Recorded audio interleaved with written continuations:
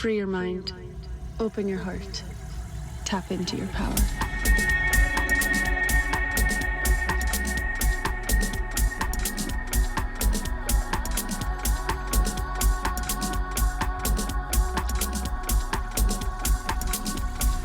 You're listening to The Multidimensional Mother with Alex Troniak.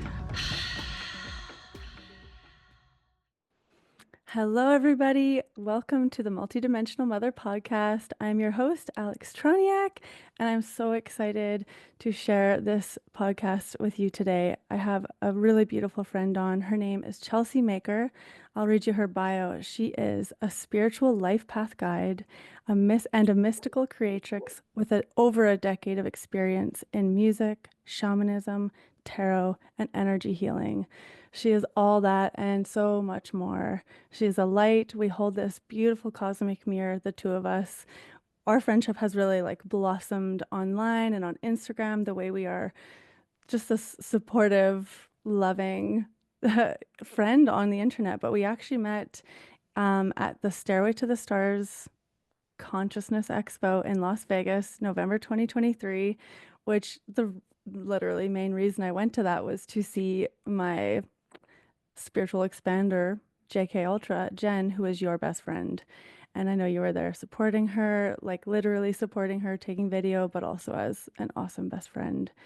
And I remember meeting you in the hall, just being like, we vibe right away. Like, I'm like, I like you. You're cool. We're going to be friends. So you gave me your business card, and here we are over a year later. And this is a conversation I'm so excited to have. And so yeah, welcome on my pod. Thank you so much for having me. I'm so excited to be here. This has been a long time coming. I'm so excited to see you blossom and expand and take up space as a podcaster in this world. And yeah, our meeting was cosmic. Our meeting Legit. was truly, we got there and just literally sat next to y'all. We were like, yeah, Yeah. I'll sit next to them. And that was it. I remember standing in the hallway giving you my business card, and you're like, I'm buying what you're selling, whatever's on this card. I was like, and Yeah, then we you're just fun. kept running into each other Yeah, like we just and spent the whole gravitated towards weekend each together. other. Yeah. Yeah. At all these, there were like the event was just insane and cool and expansive. It was in Las Vegas. It was at the Luxor, like the pyramid-shaped hotel. That was just funny and wild, anyways. JK Ultra was one of the speakers at this Stairway to the Stars. I think it was a reference to ascension. It's expanding Mm-hmm. your consciousness. And there were speakers from all walks of life. It was really quite an interesting crowd. Bashar was there. Sarah Breskman Cosme was there. One of the ones we went to was about the Knights of the Templar, which was like good for Mark to get some masculine kind of energy, because I think when you looked at all the speakers and all the things they were talking about, from UFOs to anything consciousness related, technology, ancient technology, new technology, like it was so much. And I It did was. not anticipate the energy that it took, just all of it. It was just amazing. Do you want to talk a little bit about your experience with it? Because it was very unique. Yeah. So Jen and I drove from Los Angeles out there. We got there literally 5 minutes before her lecture, like by the skin of our teeth. And everything just went smooth. It was crazy. She does not get stressed in those situations when she has to public speak or anything like that. I don't know how she doesn't stress about that. It's actually wild. But she goes in, does her lecture, and then we met so many cool people. I love Sarah Breskman as well. Oh, And she is just a soft, beautiful light. She's oh my such a gosh, isn't ray. she's an angel. Like, I just love her. me too. And trying to think. Oh, and we met John. Yes, one John, on John. one on John. He came into our sphere as well, our little soul family bubble. And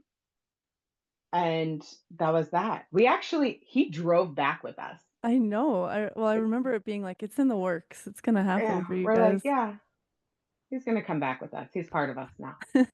And thank God he did, because he even drove. It was wild. But then he came in to the Soul Fam. We're like, in any other circumstance, there's no way we would let this man we just met Yeah, drive 4.5 hours with us and drive the car. But legit. And drive the car. it just worked out. We did an incredible meditation we all sat together at. Yeah. I remember doing that. And That I was the 11, made, 11, 11, 11 one yes, with like hundreds of people in this massive it room. was incredible. And we all got a little Lumerian quartz Yeah. after, and I turned it into an earring and I wear it basically every day. Oh my gosh, cool. Yeah. Great And idea. then what else did we do? I did a breath work class that was 2 hours long that Oh my God. changed my molecular build. I thought people were massaging me when I was doing it, and I would open my eyes and no one is touching me. I was like, what's happening? I was seeing these beings come in, and I was like, this is wild. I was like hallucinating, like tripping. Wow. And I swear to you, I was like, people are touching me, beings are touching me. And it felt like in the physical, but no. And we just had a great time. It was actually my birthday weekend too. We ended up walking like a marathon in 2 days, Oh yeah. It was so which much was walking. wild. And yeah, it started a whole new era, to be honest. It was really Truly. great. And I found a soul friend like you. That's Hmm. where we met and then now have expanded even more. I literally see you in my dreams when I Yeah, we have meditate. dreams about each other. We It's both do. crazy. I'm like, I've never had a It's friendship like this that I just met once somewhere, and now our soul parts like party all the time in the all the astral. time. All the time. We're like, So saw you in the funny. astral. Saw you again. And I really, yeah, like we will see each other in person. I know that. I hope you come here. I'm coming there. I'm And I want to excited. go to LA too. Yes, you better come here. Oh, we'd have so much fun. I'll take you to We Spot. It'll be the best. Okay, that makes me want to do it this year, really soon, and book a trip, even just for myself. It's written. So this is January 2025. I want to touch on it because the fires, Oh yeah. they're still going, are they not? Like I know they're not Yeah. showing it on TikTok anymore. Yeah. Um, do you want to tell me a bit about how that experience affected you recently and Absolutely. your Phoenix time? My Phoenix time, it truly is. So we live in Pasadena, my husband and I, right on the Altadena border. Um, I woke up. When did it happen? It happened, I think, like January 6th, if I'm not mistaken. I woke up in the middle of the night, January 5th to January 6th. I could hear winds, and I was like, this sounds like a tornado. I grew up in Florida, so I'm very used to like tornadoes, hurricanes, and that's what it sounded like, but there was no Mm. rain. And I got up and I was staring out my window, and the sky was like a weird color, and the trees were like breaking off and doing stuff. And That windy. it was so windy. It was Whoa. insanely windy. And I was like, these are the winds of change. Something weird's about to happen. You could feel it in the air. Like, and Jen was coming back from Arizona, and I was like, girl, something weird is going on. Like, be careful getting back. The winds are really crazy. I don't know what's going on. And that evening, all of a sudden, there was an alert. It only went to Ryan's phone. It didn't alert me or my landlord or my mom or my sister-in-law who lives in Altadena or lived in Altadena. This happened. My landlord messages us and she's like, "Hey, I could see the fire on the mountain from the front porch." And we're like, "What?" And I look out my bedroom window right here and I could see it. I'm like, "Holy crap. Okay. There's a fire and it's huge." and the wind is still blowing really aggressively. Whoa. So Ryan gets an alert that says, "Hey, pack your bag and go." And I'm like, But you didn't. no, isn't that so weird? So I'm messaging my sister-in-law. I'm like, "Are you guys leaving? What's going on?" And they're like, "Well, we packed a bag. We're just waiting. We're gonna see what happens." So it's evening time. I had just cooked dinner and I'm in the room and I'm like starting to feel overwhelmed. I'm like pulling my cards and it was like, "You need to go. Don't worry about material things. Just go." And I was like, "Okay." Now my mom lives in Pasadena too. She doesn't have a car, so we have to take her with us if we're evacuating. We can't just leave her. Um, we finally are like, I think we need to go get her just in case we need to evacuate. We go and get her. My mom is like, "Nothing's gonna happen. It's fine. Don't worry about it." So I'm like trying to urge her, like, pack a bag. We got to get out of here. Finally, we get her out of there.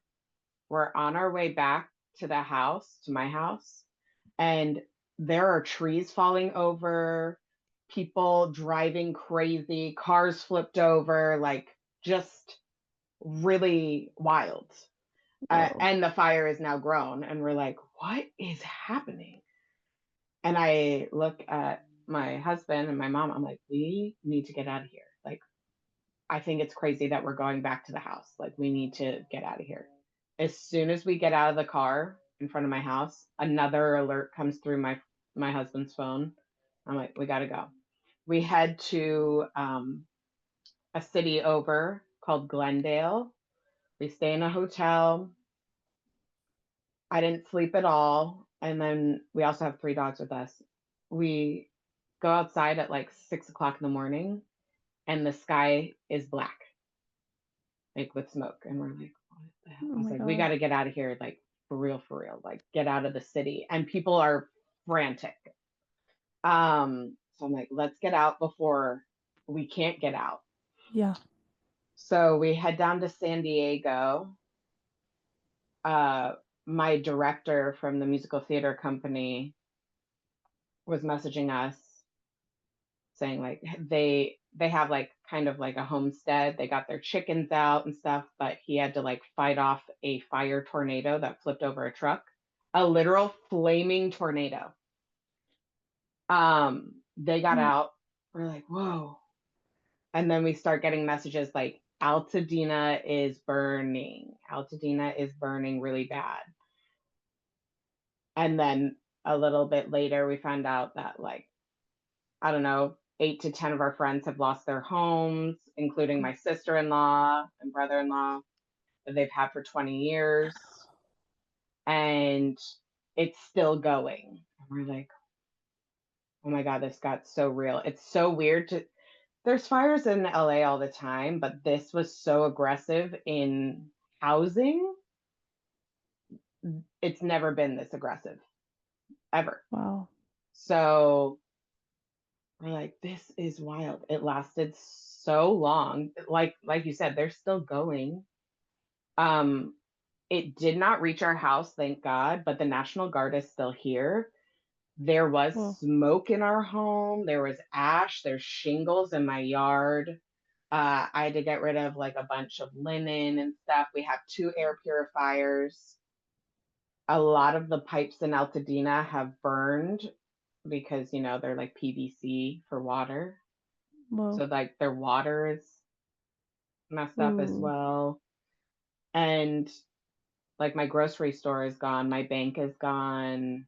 Holy. Every it's flattened, which is the crazy thing about fire. I grew up with water natural disasters all the Mm. time. I've lived through many hurricanes. I've seen the destruction that happens, but it's a very different type of destruction. And with hurricanes, you could kind of see the path that they're traveling in. It's not exact, but you could kind of understand where it's going. Fires are erratic, especially with the winds, and they literally purify things. Like, it's gone. It's not just like a little Like bit a of dust. rubble. It's literally gone. So it's been really crazy to look. I've only looked at a very little bit of it. I haven't had the heart to go up and see everything that's lost, but like, so many things are now gone, which is just wild to think about. It's, To grapple with it. yeah. And it's all around. It's so bizarre. Also, we're realizing that the electric company, like, these fires were so bad because the electricity wasn't turned off. So the power lines got downed, and then that started a spark somewhere, and then that's why the fires were so bad in the residential neighborhoods. So there's like a giant lawsuit coming for that. It's wild. It seems like there were so many like mismanaged, like across the board. Yeah, It's like, it really is. does it change how you feel about where you live or how you live? Like, tell me about this aftermath processing. Honestly, having to leave with like what you can grab in the moment really puts things in perspective of like what's important to you and how much stuff we accumulate that really isn't important. Um, so that was really crazy coming back and being like, this doesn't really matter to me anymore. Like, Wow. after going through that, that's interesting. My home, I have so much reverence for my home. So many people are without homes now because of this. Ugh, And it's almost like a survivor's guilt. Like, I feel bad that I have a home still, wow. but also so grateful that I do. And I It's love it both. so much. Yes, exactly. And I saw you post something about like, you can feel both things. You can, Yeah, I, completely contrasting things. you could feel completely contrasting things. And that's like a wonder of the human spirit and Mm. experience. Um, when my mom decided to move to Tampa during this whole thing, because my brother was like, here's my chance. I'm going to get mom to move out here and help me with my babies. He just had a Mm. second baby. So he's like, That is they have good two under timing. two. Yeah. He's like, please, please, we'd love to Yeah. have a grandma out here. So my mom decided to move right then. Wow. And Ryan and I were like, fine, we'll drive your dogs out to you. You know, we can't go back to our house right now. So we'll just do this. We'll take a little vision quest. And we drove across the country all the way to Florida. Wow. And I literally was like, like, I'm open to doing anything right now. I don't know what my life looks like. And I'd love to find out where we're going from here. So let's just hit the road and see what comes. And in the beginning of our vision quest, we were like, we can leave. We can leave LA. We'll go somewhere or whatever. Maybe we'll live in a van. Who knows? And as we traveled further and further, we were like, I don't know what's better than my mountains. I'm not going to go less than what I have and experience Yeah. right now. Yeah. I want this or better. Yeah. And I haven't seen what is better yet. So I feel like we've made the decision to come back, especially being back home. We were like, oh, such a lovely place to feel grounded and supported. And I love staring at my mountains, and I feel like we'll stay here um, until the better thing shows itself to us, which it still has not. So, but it did make us put in perspective what we're doing. I'm currently an esthetician in Silver Lake, and Ryan is bartending, but we are both way more than that. Oh yeah. This is just our status quo. This is what keeps us just living and having money to survive. But during this vision quest, I learned that that's not what is being asked of me anymore. It is saying you need to teach, you need to show up, and you have gifts. You're not putting them out there because you're comfortable, and that needs to change. Same with Ryan. So I'm now fully committed to my new path of doing that. So Jazz hands. Big statement. I feel a shift coming I feel there. your relief and your like nervousness. Yes, that's what it feels like. It really does Yeah, feel like that. 100. Um, I went back to work on Saturday and I was like, and even all the girls that work there with me in the front, they're like, "Are you gonna leave?" I'm like, "I think so." And it felt almost overwhelming. Like everybody can see it in my aura already. Mm, I'm done. I don't want to do this anymore. And it's not that it's a bad job or that I don't like helping people on that journey as well, but it I served its have purpose. I have so much more to give now that is in complete alignment with my soul purpose that I have been ignoring, and I am no longer ignoring that anymore. So that's what I want to do. But yeah, a lot of things have been changed and shifted in the perspective areas. Different than I thought they would be, but they have been shifted. Thank you for telling us all that because I think I'm grateful to hear like a real human's perspective on it and not just someone on the internet or news or anything like that. Like hearing your story about what you witnessed and what you saw and what it's been like. Um, It's yeah, what a trip. Disaster is such an interesting thing that probably most people go through on some form or another at some point. And yeah, like it brings change. it does. And then you It can decide what direction you want to go in. And it sounds like you're being called to rise. Mm-hmm. What are you wanting to do? What are you wanting to create, become?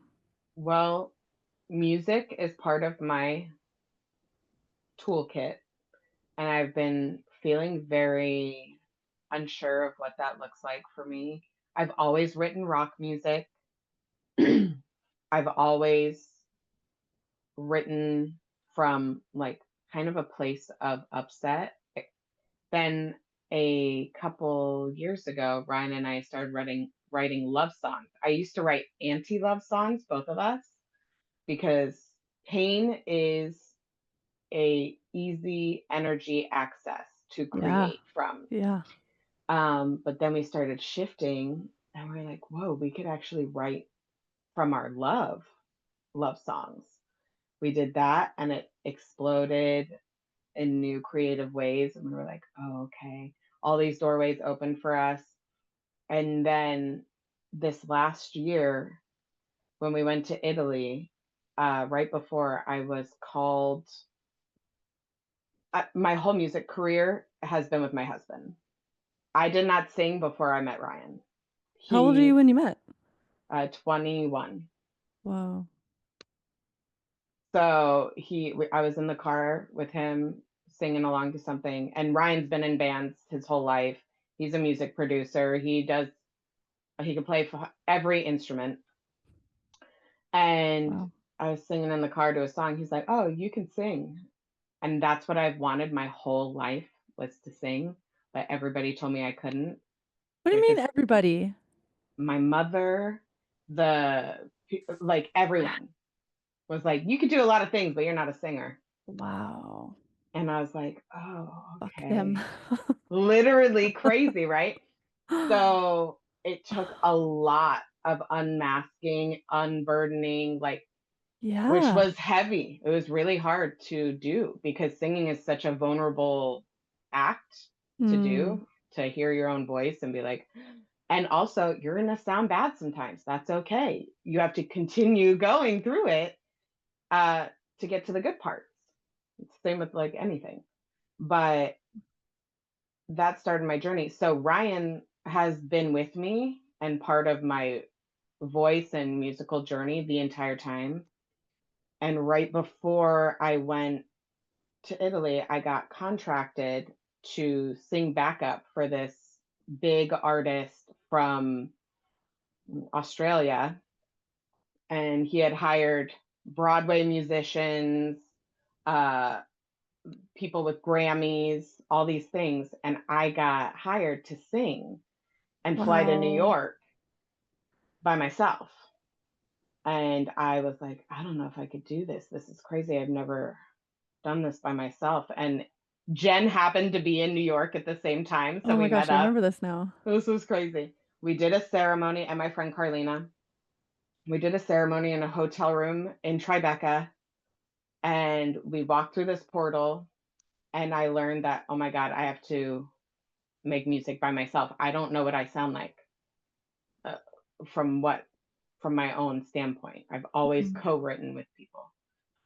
And I didn't know how to tell Brian this, to be honest. I was like, I feel like I'm going to ruin our relationship if I say this to him. I want him to produce me because I don't know shit about that. Yeah. But how do I say this to someone that I've only done this with Mm. together? And I did it when I got home. I told him, and it was so hard. And we had to like navigate that. But then he was like, I want you to be a star. I want to back you up however I need to back you up. And let's do this. I told him, Jen and my mother have been telling me about Queen Herbie for like 2 years. And I've been like, whatever, that's cool. That's fine. Jen took me to Queen Herbie maybe a year ago, a little over a year ago.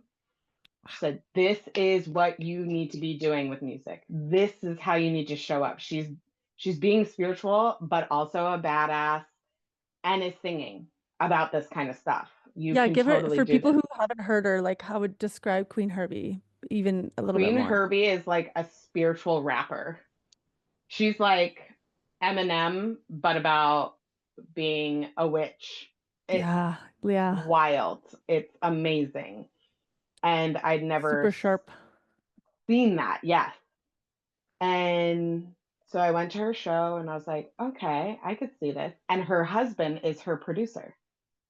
Yes. And they used to have a band together. I listened to that podcast. It was really good. It's wild, right? So I was like, went home. I showed Ryan this. I was like, this is. So after this New York journey, I came home. I told Ryan, this is kind of the vibe that I want to do. I want it to be what I specifically said, an ass shaker. I want it to feel good. I want it to be um affirmational music. Hell But yeah. I don't want it to be like spa music. I want it to be like music you could listen to in the gym that's going to hype you up, that's like coding you when you Yes, I was gonna say it's sing the coded, lyric. super Yeah, coded. yeah. So I did a tiny microdose before I wrote the first song. I pulled a tarot card and it was the Empress. And I was like, that's it. I'm going to write about the Empress. I just got chills. And then downloaded all this stuff about the Empress, wrote it into a song, went into the studio with Ryan, recorded it, and the song was done in 6 hours from writing it to it being completely produced and done, which is really unheard of and rare. And Whoa, cool. it was awesome. It did better than any other song I've ever written my whole Hell life. yeah. And I've written hundreds of songs at this point for myself Wow. and other artists. And I was blown away. I was like, this is resonating with people. This is My kids sing it. My kids know it. And do you know how cool it is for me to be like, guys, my friend made this song? Because then they have that connection of it's possible. I can come up It, with a song. She came, I'm like, she wrote this. yes, She's singing it. yes, And they it sing it. is. It's so awesome. That brings Yeah. me deep joy. It really Right does. on, right on. When you sent me that video, I was like, this is happening. Yeah. It makes me feel so good. And later that year, I saw that Queen Herbie was going on tour, and I told Ryan, my husband and I have another project. It's called The Makers After Dark, and it's like gothic vaudeville love songs. So That's fun. like a big band sound, and we do a whole act, and it's You guys are amazing. comedy and all this other stuff. It's really fun. Thank you. And I was like, I feel like The Makers After Dark would suit well with her because she's kind of like gothic esque. Um, and frankincense would obviously work with her. I was like, I want to manifest that we do something with her. Forget about it. Couple months later, we get a call from one of the people Ryan produces saying, hey, I need you guys to play backup for me. I'm also a bass player. He said, please, will you play bass? Ryan play guitar on my songs. I just got the go ahead that I'm going to be doing this song for Halloween or this show on Halloween. And I'll give you guys a slot to do whatever you want. It's a really big show. And I was like, I said, what is this show?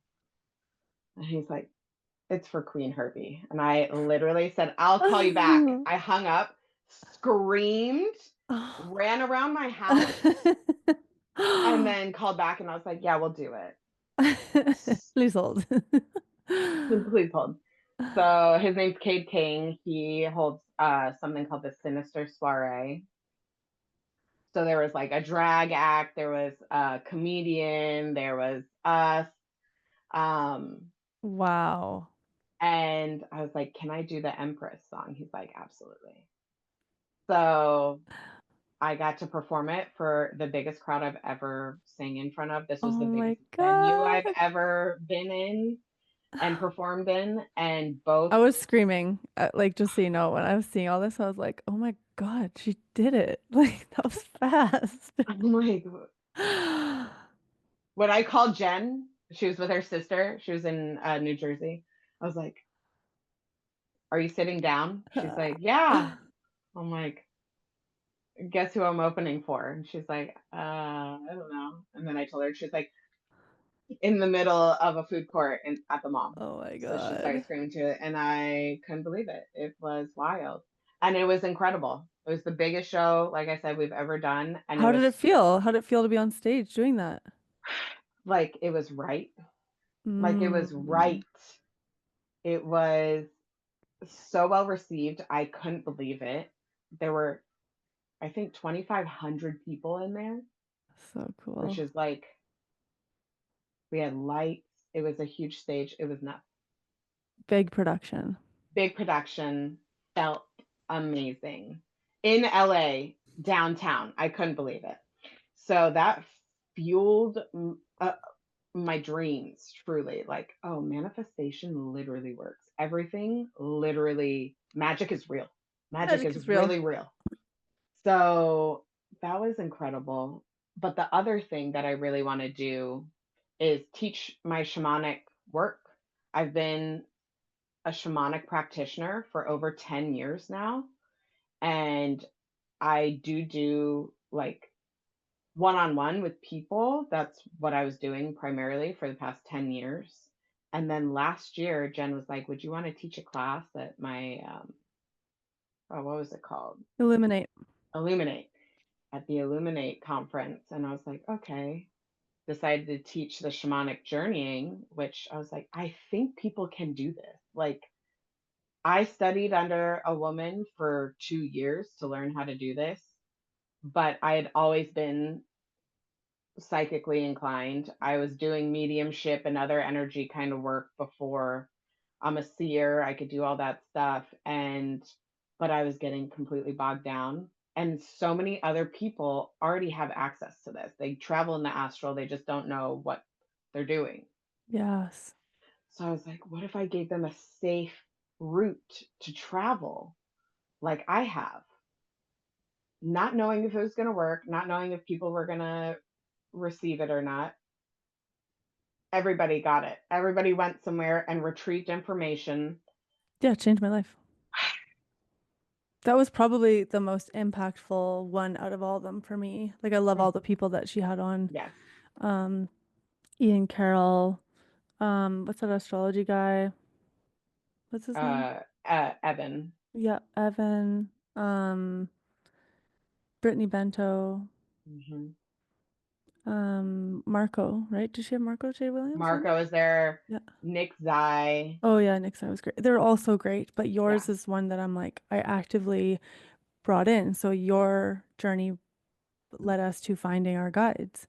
And it was such good timing too, because I had just started kind of hosting circles, mostly hosting them in my home. But then lately I've been starting to make them public and have them as a paid admission.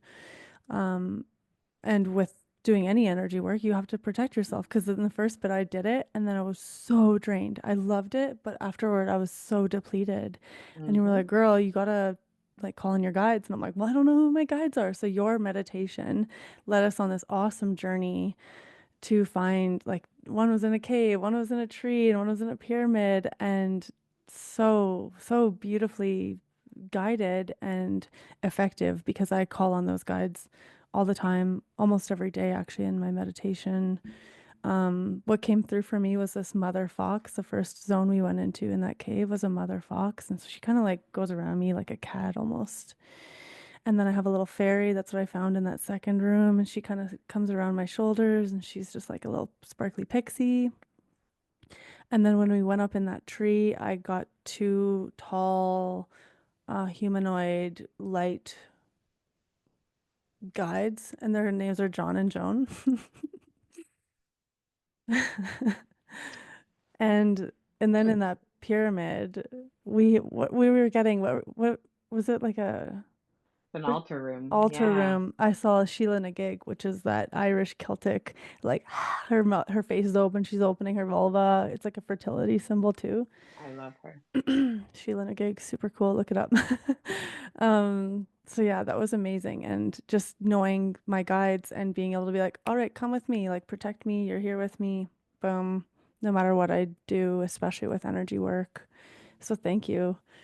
So Thank you. welcome. And yeah, please do have that kind of stuff available to people because everyone needs it. Yeah. And It's yeah, keep going. it's true because a lot of people who practice shamanism or hold that title will say that it is only passed through lineage. It is only uh, one way of Gatekeeping. these people or these people. Yes, and it's not. We all have access to different realms if we allow ourselves and know how to navigate this consciously. Is it pass through other people? Sure, but it doesn't mean that they're the only person that can do it. That's wild. The best way I can describe it is some people are natural born runners, like in the Olympics. There are some people that are just, wow, Usain Bolt, incredible runners.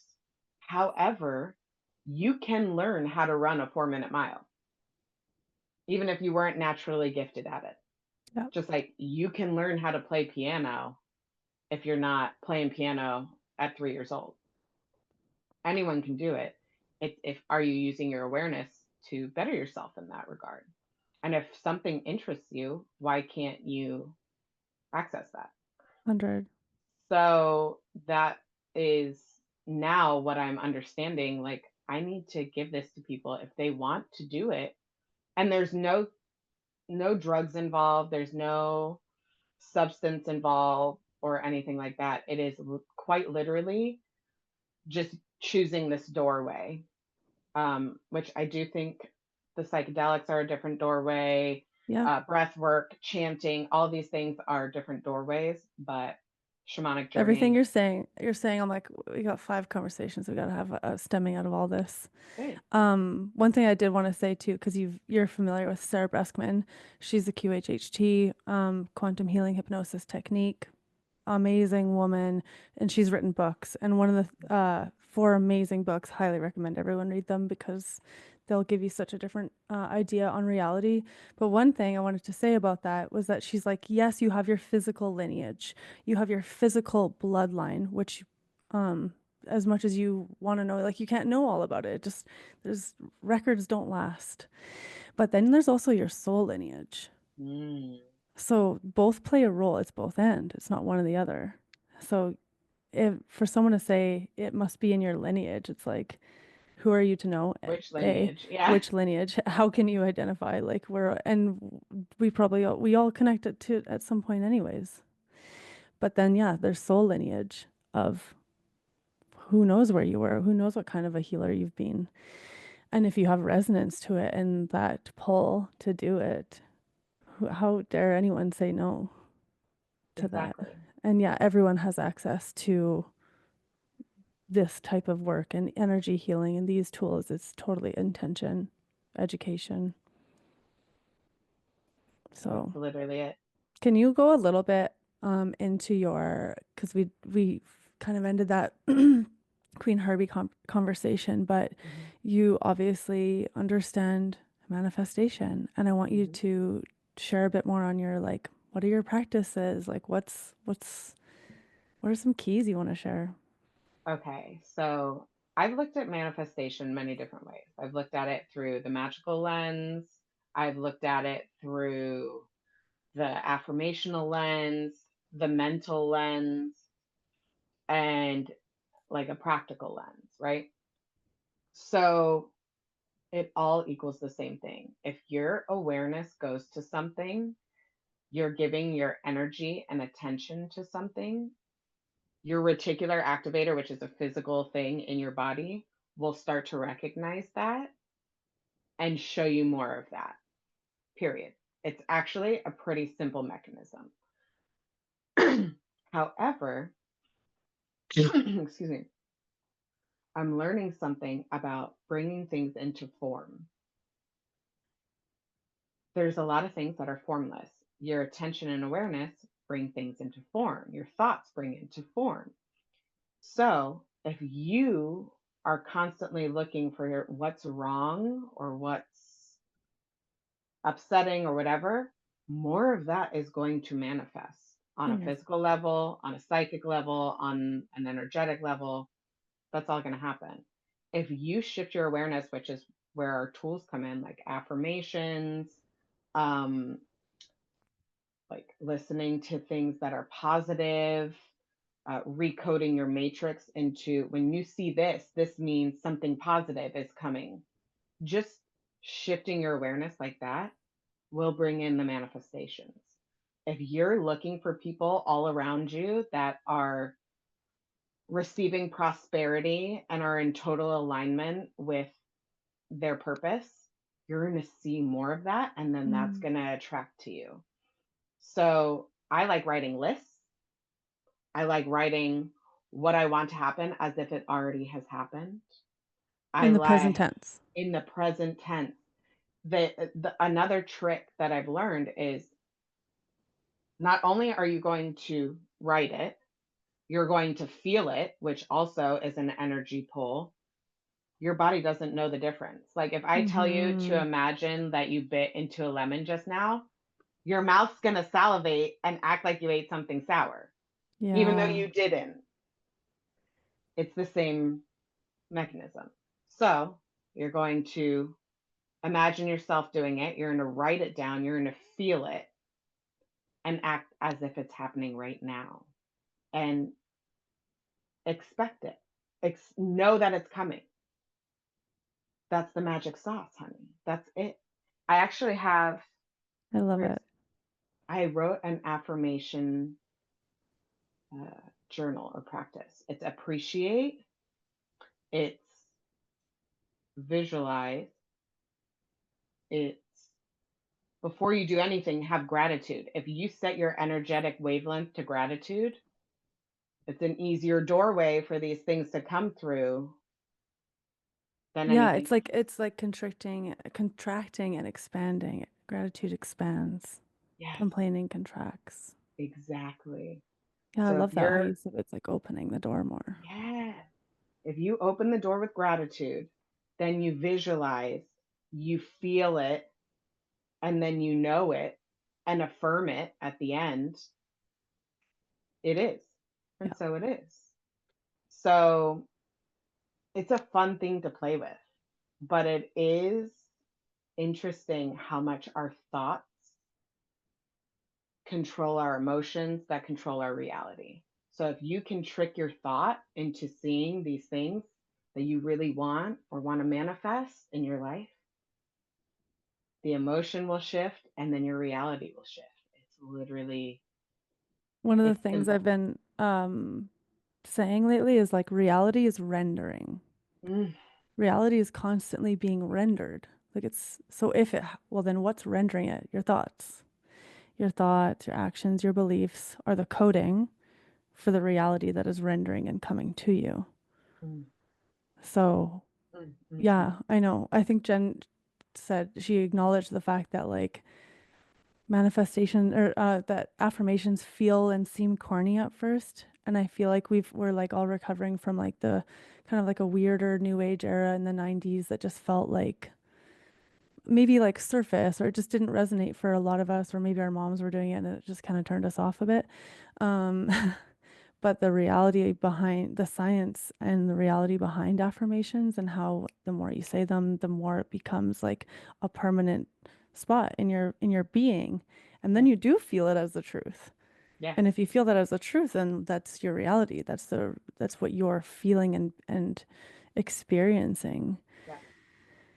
So you got to move beyond the cringe of listening to affirmations and find ones that work. Like there's a Yes. bajillion types of affirmations in this world. Or write Like your own. write your Whatever. own and record them. I actually haven't done that yet, but there's a lot of power behind like recording your own and then hearing yourself say it. That's a reminder for me to do that. Yes. That is a killer exercise. You literally have a voice memo on your phone. Do it. Mm, Just do it. that's a thank you for that simple in. It literally is. And this is how you code your matrix. Affirmations are a simple way to code your matrix. And don't confuse simple with easy. It's not the same Mm, thing because it does take uh, your intention and awareness and repetition to do this. But it's that simple of a task where you are just saying how you want to feel. You want to feel happy. I want to feel gratitude. You could even say, I receive gifts from the universe every day from all angles. I feel so great when I receive these. Literally, whatever you want. Say, I love receiving flowers. Flowers come to me. mm. Okay. They will literally start to come to you. It's wild. It's wild because you are informing your matrix to find the things that you want. Something that happened. My husband is very practical, very grounded, is not very woo woo at all. I was explaining to him the manifestation of calling things into your matrix. And we were going grocery shopping. And I was telling him, what do you want to manifest? Like let's try it in the store. He said, I don't know, something green. And I said, okay, I'm gonna manifest ice cream cones. We forget about it. We're grocery shopping for an hour. Blah, blah, blah, blah. We're going to the checkout, and to our right, he goes, there's a green box of ice cream cones right there. No way. Oh my God, how did that happen? And what's crazy is it's not popping out of thin air. Everything already is. Mm. You just have to shift your awareness to it. Everything is already coded into the matrix. It's what is your programming Yeah, what channel going you to on? find? Exactly. What channel do you want to be on? Boom. And it could happen that fast. That happened in 1 hour. That's super cool. Hour. So play with that, you To guys. play with it. I love that. I want to talk a bit about, because it's kind of a good segue. You're talking about consciously creating your reality. And in the last 6 months, I don't know exactly when you quit, but you quit cannabis recently. Yes. I want to talk about that journey. What type of user were you before? Because I'm Oh, on that same journey. I was a daily user for 3, 4 years, and I stopped early December this year. So let's hear your story. okay. So when I was 15, I broke my neck in 3 places. I have spinal Whoa. fusion. I was a gymnast, and they obviously prescribed me a lot of drugs. But there is an epidemic in Florida where people, like all of my friends, were addicted to them. Not all of them, but a lot of them, and they started dying in high school from overdosing on Oxycontin specifically. Oh. So I was like, I am not playing this game. I am not taking that, even though I have spinal fusion and all this stuff. I'm not doing it. My mom was like, you can smoke weed if you need to, like deal with pain. I much rather you smoke a joint than take Oxycontin and Sure. do whatever happens. So I started my journey there where it was like pain, which I am so grateful. I have reverence for this plant so much. Hmm. Started smoking weed when I was in high school, quite literally for pain. Then I was like, this makes me feel good as well. So I continued as I transferred into an adult at 18. I was smoking pretty regularly. It wasn't like, oh, I do it with my friends sometimes or when it hurts or whatever. I was just like, I love weed. Weed loves me. So I'm gonna do this. I used to be a smoker as well, like I used to smoke cigarettes. I quit smoking cigarettes when I was like 24, 25. When I quit smoking cigarettes, I smoked weed even more to replace Like the cigarette multiple smoke. times a day? Yes, Okay. multiple times a day. So it would scratch the same itch, but now I'm getting like super high. Um, I wouldn't smoke before I went to work. However, I had my own salon in Nashville, and but I would smoke immediately after work till I went to bed. Okay. Now, then moving to California where it was legal, I could go to a store and just buy it from a store as much as I want for so cheap. Went even higher. Now I'm like, I'm smoking even more. Then I'm rolling joints. I used to just smoke like a pipe or a bong or something like that. Then I started smoking more and more joints. Now I'm crushing what I would in a month, in a week. And I was like, whoa, now I'm buying ounces at a time. And this went on for years. We've lived here for like 10 years. So 9 years, I would smoke from sun up to sundown or till I fell asleep. And if I woke up in the middle of the night, I'd smoke then too. It was Mm-hmm. like, but no one could tell me I was addicted to this. I was like, Mm. Like no. they would bring it up to you and you'd be like, no. Yeah. I was like, I'm not addicted. Weed's Mm-hmm. not addictive. I don't know what Totally. you're talking about. I was addicted to a lot of other things. When 5 years ago, I quit drinking. I was a super alcoholic as well. And I was like, okay, well, now my one vice is weed, and I'll take mushrooms sometimes. Okay, that's fine. Uh, Literally didn't really. I would smoke weed before I had to do anything important. I would smoke weed after I did anything important, which created this resistance barrier. Mm. I made everything so much harder to do by doing this, thinking I was making it easier to do Yeah. Yeah. because I 100. didn't understand this relationship at all. And I Mm. was using it as a severe crutch. Any emotional trigger I had, whether it's happy, sad, angry, upset, positive, There's a literally million anything, reasons to do it. There's a million reasons to do it. I was Everything you're smoking. saying, I'm exactly the same. Like What? Any emotional change then was my indicator to smoke weed. Yeah, totally. And I was like, okay, that's weird. Huh. Then I was like, this is just getting so hard. Jen and I were talking, we're like, we know we need to quit this. We know as we're smoking a blunt, we're like, we know we got to stop. But I don't want to. It feels like a warm hug every time I do it. And Yeah. it makes me feel calm and whatever. So she was saying, she has to prepare to do ayahuasca again, which means she has to quit. And I was like, okay, I'm about to leave the country for a month and I'm going to have to quit because I can't fly out of the country with it. And I hadn't taken a break from weed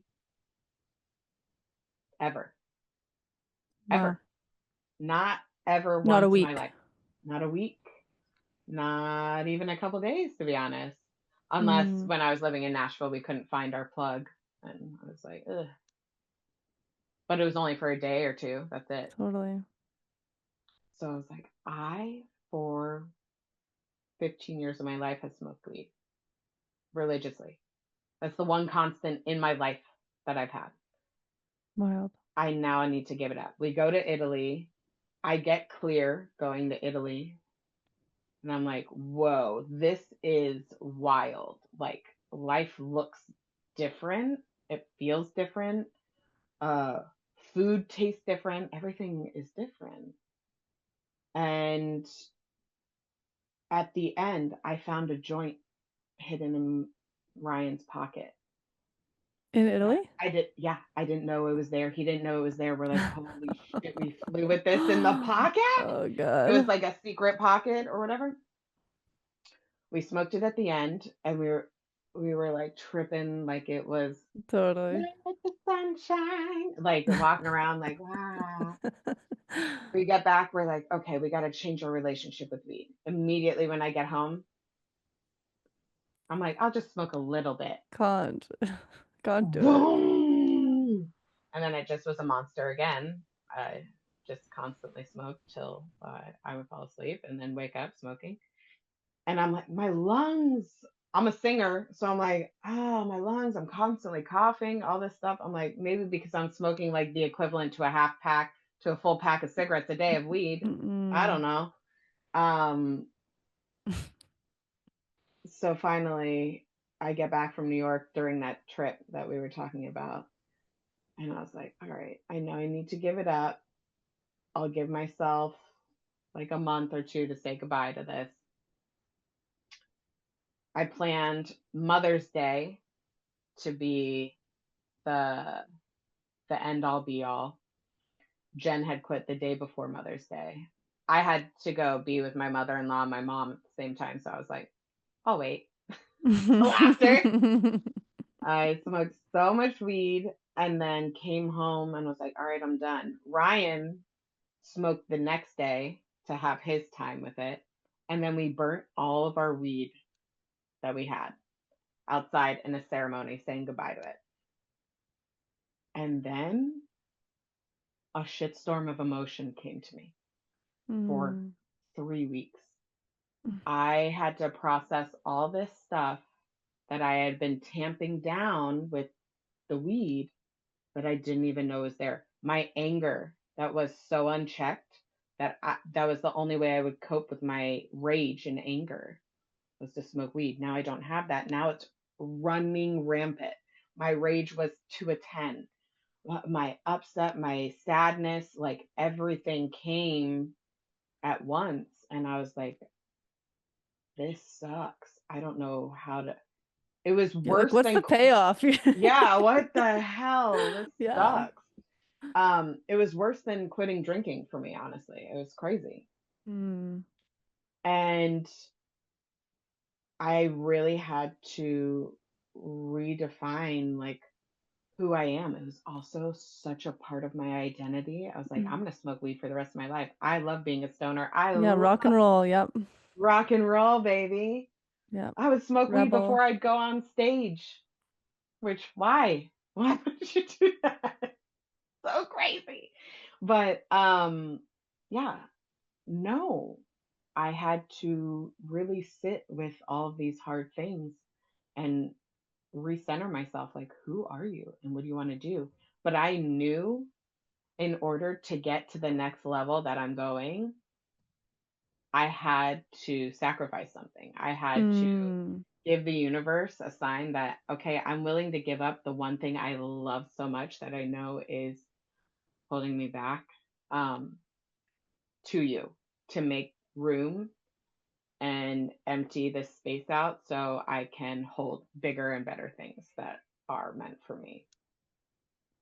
And that was so, so difficult, but it's so important in my journey right now. And during this whole fire situation, I wanted to smoke weed. I'm not going to lie to you. 100. Like, I don't know where my life is going or what's going on. And if I find weed, I don't know if I'll be able to say no. What happens? Come home, I'm going through my car, and I find a fucking joint in a container that has not been touched. And I'm looking at it and I'm like, I've made it. What is it? From May to January, which is what, like 8 months. I ain't doing this.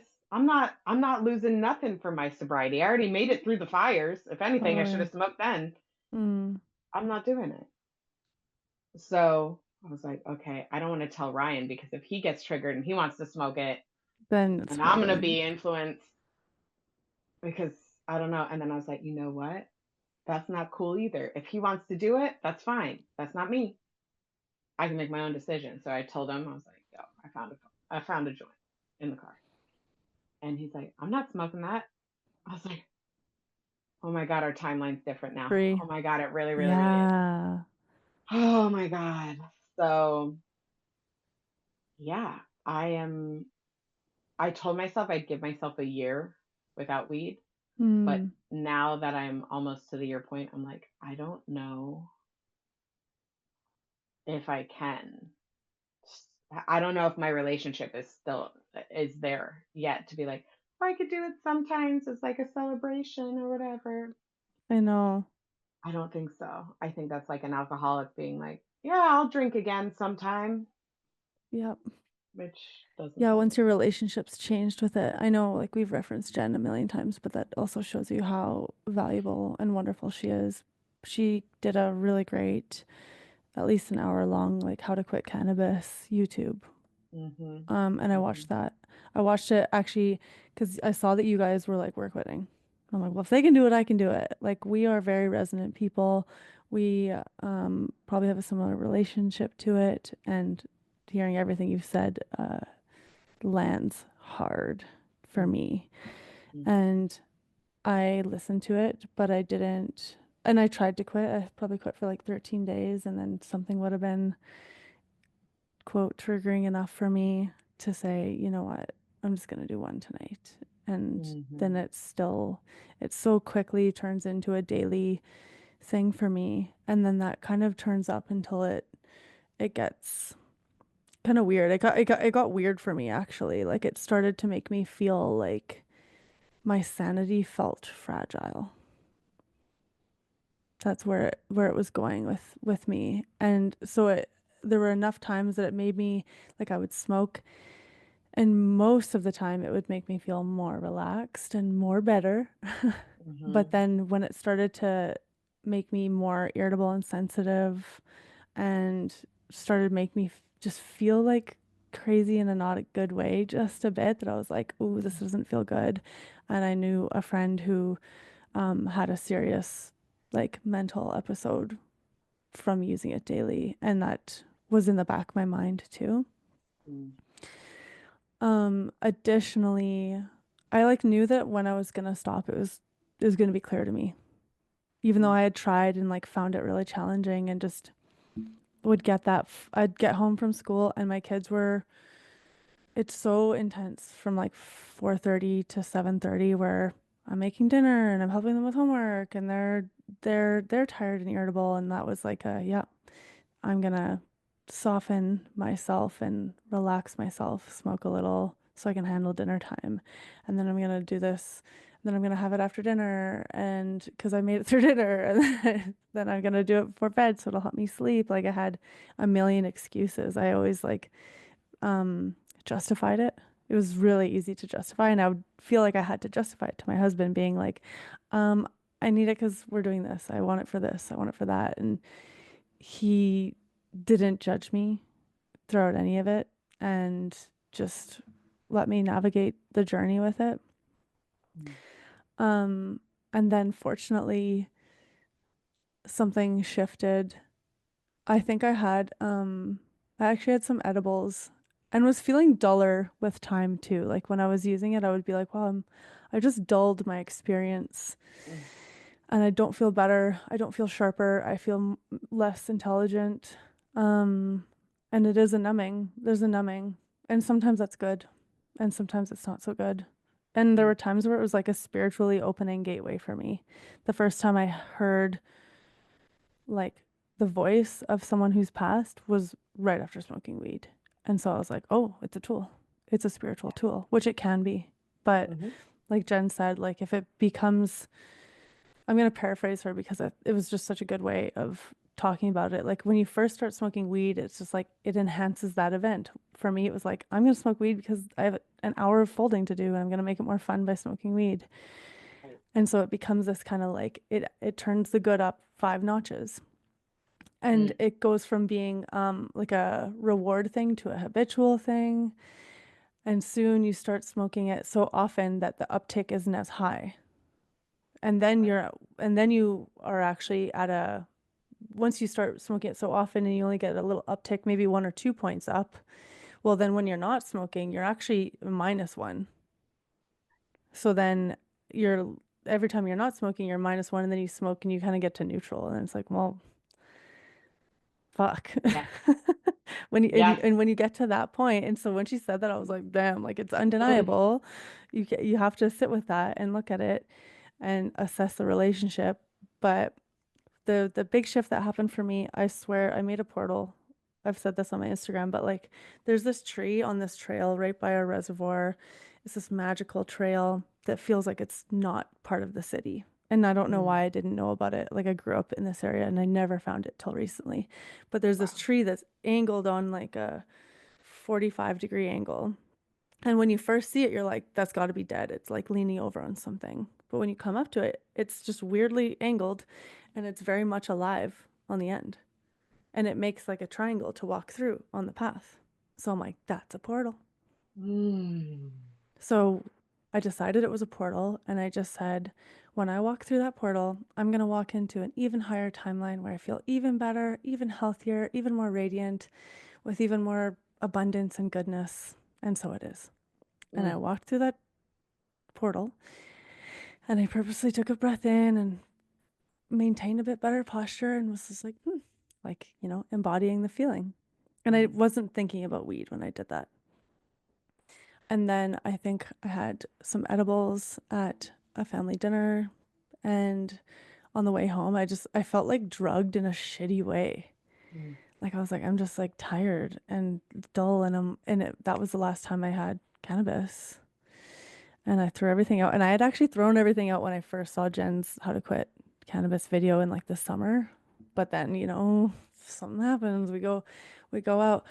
And I made it through Christmas with my brother-in-law, which was, I knew it was going to be a big thing because he smokes, drinks, loves to have weed. I loved having weed with him, like by the fire. It's just the thing you do. Yes. And I knew that if I could say no to him and just Mm. still hang and like have a soda, have a mocktail, Mm. if I could do that, then I can probably say no to it for the foreseeable future. So I was like, no, you can have it, have all my weed. Here's 4 boxes of weed and have with it what you want. And I said no. So I feel like, yeah, the timeline shifts. When you decide, that's the whole thing. Like you can shift that timeline when you decide and what you decide to walk into, how you decide to walk. That's the timeline shift. We're shifting. Like doesn't, but I think Bashar says it's like a million times a second. Mm-hmm. There's a million chances all day, every day. Mm-hmm. So Go us. It's Go possible. us. If we can do it, yeah, like 15 years daily use. Like I know Jen was like 20 years. I was 3.5 and did not see an out. It totally does become part of your identity. Mm-hmm. And there's this love with it. But Mm-hmm. to anyone on that journey, just wishing you love and compassion and gentleness, and know that you're capable of anything. Yes, you are. Choosing And it you every can day. choose it. Yes, you could choose the timeline. It might feel hard or like an obstacle, but it will bring you so much clarity and light to not walk with it anymore. And I also want to say that I don't think the spirit of weed is evil. I agree. I think that there is medicinal purposes for her and we should have reverence for her, but it is also so easy to um, ruin your relationship with her. Mm, And honestly, Jen said it really well. She said, I was the abuser in the relationship. She wasn't abusing me. mm, I was abusing her basically because I would call on her way too much and then gave her all of my problems instead mm. of using it Dealing with them. in a different way. And I was like, oh, dang, because I demonized her afterwards. I was so mad at Mm, the spirit of that plant. And then I was like, oh, that is not her fault. That is my fault. That's me not taking responsibility for mm. dumping all of this on her, actually. So I wish you luck in this journey. Take uh, your spirit softly and tenderly and see what comes up. But something really great will come if you give that up as a offering to make space on your altar. Something incredible is coming. Ooh. Mm. You've said that, you've referenced that twice, like the power of sacrificing, and the way you said it, like when you let go of something, you sacrifice it, you give it up, and you make space in your life. And I Mm-hmm. think that's it's such an important thing to have in your mind, of that kind of trade. When you let go of something, when you make space for something else to flow in, like seeing it that way, of not just losing that and losing that part of yourself, you're actually making space for more goodness to flow. And that's, again, you have to choose to see it that way and choose to create that relationship with it. I'm changing my relationship with emptiness. What's that? Oh, emptiness. I thought you said Yeah. empthina. That's what I Emptina. heard. Emptiness. I like that other name though. Jen and I just did a ceremony on Saturday and I pulled a card that said, emptiness. And during my trip that I just got done going to Florida and stuff, I kept repeating, I'm like, I'm so depleted. I'm so empty Mm, from like dealing with all of this constantly. I am just surrendering. Like I'm so empty. My cup is empty. And then I pulled a card from this deck, which was so awesome. We'll pull a card after we're hell done yeah. here. That emptiness is making room. If you're empty, you're going to the void. Mm, And the void is where you can make the formless into form, where you have space. And I was like, oh, this bringing me to emptiness, all of these circumstances and things that have happened made space for my new timeline, made space for me to mm, do something different. And I think that there is a positive connotation to emptiness. actually, instead of, I always associated it with something negative. I just had deja vu. Ooh. And yeah, so I asked what were 3 words for your intention for this week, and you said hollow bone. And that's what you're Mhm. referring to, this emptiness. Yes, which actually comes from shamanism. So before we journey, you're supposed to do this breath work that's called hollow bone breathings, where you call up the earth's support and energy and you open your channel so the earth energy can go out of your crown, but then you also call in the father sky and the cosmos to come through the top and meet the earth. And then you open your channel even more and become hollow bone, where your ego is detached and you are just quite literally an antenna and a vessel for spirit to move through you, That's what I which is do emptiness. naturally. That's Yes. literally what I do in my meditation. And hearing you Beautiful. describe that, I just do that. That's really cool. That is the Mm. mechanism, honey.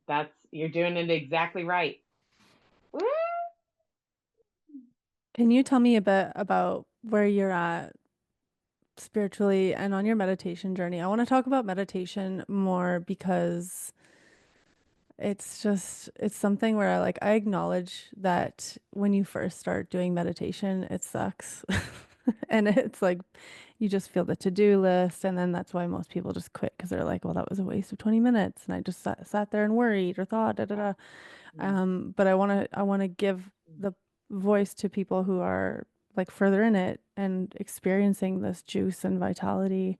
Like describe your experience and anything you want to share on that. One of my favorite things to start my day is meditating with sending my roots from the base of my spine all the way into Mother Earth, tying a knot in her core, Mm. coming back up my root system, bringing her energy with me, which I imagine as like this green, juicy, like flowing energy that's almost like water, Mm. coming up through that root system I established. And as it comes into my body, I feel grounded and supported and just held. And I thank Mother Earth for, the air, all these opportunities, our house, everything that is on the earthly realm. And when that energy comes up into the body, I also give Mother Earth everything that no longer serves me. So, Mm. and a lot of people, when I would take them through this meditation, they would be like, I feel bad giving her like all of the negative stuff that I have because she's gone through enough. She's going through enough. But just like the leaves and the plants and the trees take our exhale and turn it into oxygen, it's they know what to do with it. So Yes. when you give it to them, I imagine them taking all of that energy that you no longer want to hold or circumstances or whatever and creating flowers and plants with that energy, Transmuting. transmuting it. So you give it, you watch it turn and grow into something Mm. beautiful, and then you go back up to your crown. I open my crown like a vortex, like this, and I connect to the cosmos and I say, whatever this unending, beautiful thing that we can't even name flow through me, show me any wisdom, healing, or teaching that I need to receive. And I imagine that coming in through my crown as golden energy, mixing with the green energy, like when you pour cream into coffee, how it's like swirls, Swirly. and then that comes in, and then I just go, ah, and that's it. And it only takes a few, honestly, you can do it in a few seconds, but a few minutes if you want to stay there. And then you could work on anything like that. But just doing that, connecting to those two bits, the ground and the sky, woo, you'll be good. That's a good You'll be meditation. good. That's literally what I do. It's so uncanny that the things you describe, I'm like, but I do that. I did that. We have some sort of cosmic bond. It's Yes, ma'am. undeniable. That is the Meeting truth. each other in the astral. That's right. I really like what you said about one thing I don't do is I haven't done the letting go so much. Mm. I've done it like a little bit, but not in a daily practice. And I think that's, again, making space for good. I love Make that. that space. And another thing that I describe to people is like the root system, make it hollow. Make it hollow Mm, and like a Teflon surface. Nothing sticks to it. It just goes down. And some people that even have a hard time with just seeing the shoot is I'm like, imagine it going into a bowl at the base and then you flush it down and let all that stuff go. Anything that mm, makes you realize, like, oh, I'm letting it go. It is going somewhere else. It's going through the system and it knows exactly what to do with it and how to transmute yes. it better Yeah, than we her could her ever. divine intelligence.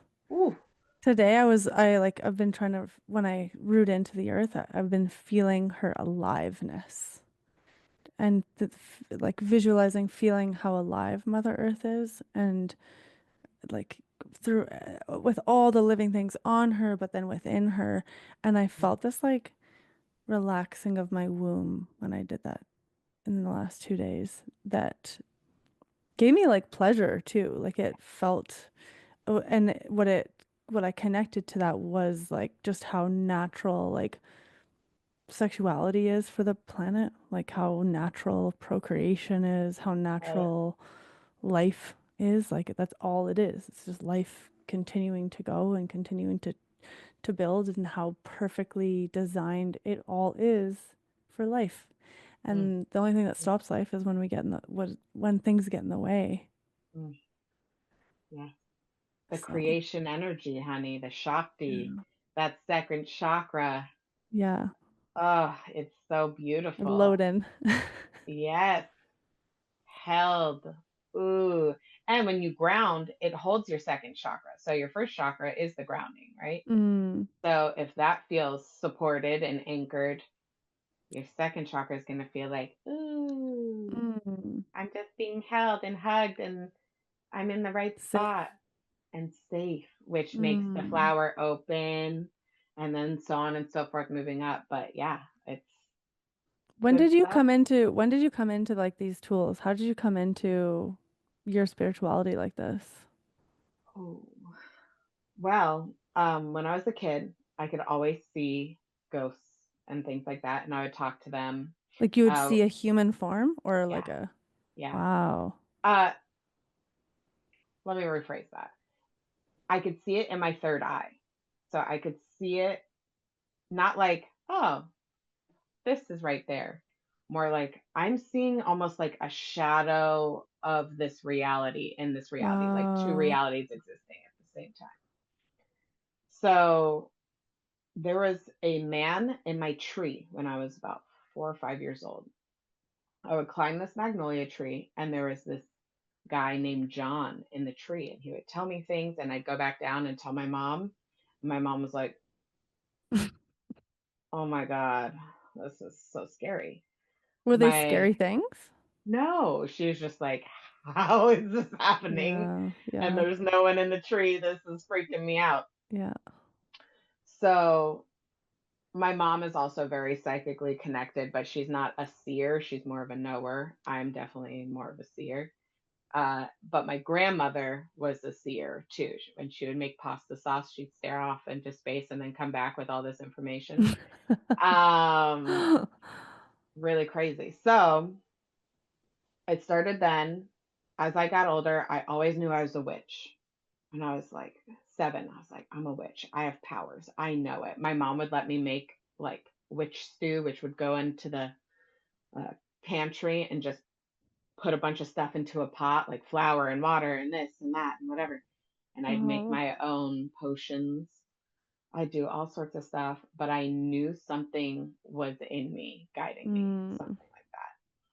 When I was, and I was always fascinated with any kind of psychic stuff. When I was about 15, I started getting visions. Like some people would call it like psychic attacks, but I would see people getting like kidnapped, left, people asking for help.